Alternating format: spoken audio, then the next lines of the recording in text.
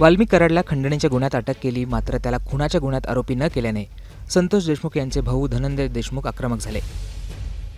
वाल्मिक कराड जामिनावर बाहेर आला तर आमच्या जीवाला धोका निर्माण होईल अशी भीती देखील त्यांनी व्यक्त केली. त्याचबरोबर पोलीस या तपासाबाबत माहिती देत नसल्याचं देखील धनंजय देशमुख म्हणाले. त्यामुळे अगतिक होऊन धनंजय देशमुख यांनी मस्साजोगमध्ये आंदोलन केलं. देशमुख यांनी पाण्याच्या टाकीवर चढून आंदोलन केलं.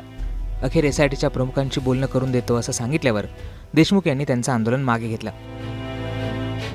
दरम्यान पोलीस देशमुख कुटुंबियांना तपासाची माहिती देत नसल्याने विरोधक चांगलेच आक्रमक झालेत.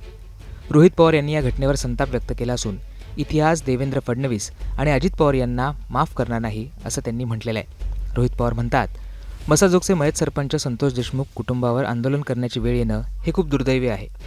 परभणीच्या सूर्यवंशी कुटुंबाच्या बाबतीतही हीच परिस्थिती आहे.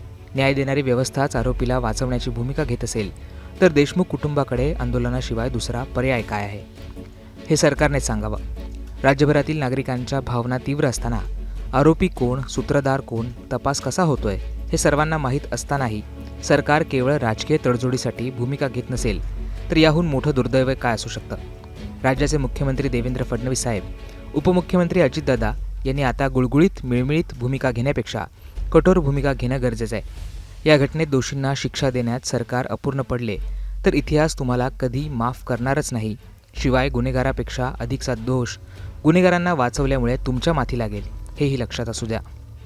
दरम्यान सुषमा अंधारे यांनी देखील या प्रकरणावर संताप व्यक्त केला आहे. फडणवीस साहेब, जीवघेणा खेळ थांबवा असं अंधारे म्हणाले आहेत. या प्रकरणात आता पुढे काय होतं हे पाहणं महत्त्वाचं असणार आहे.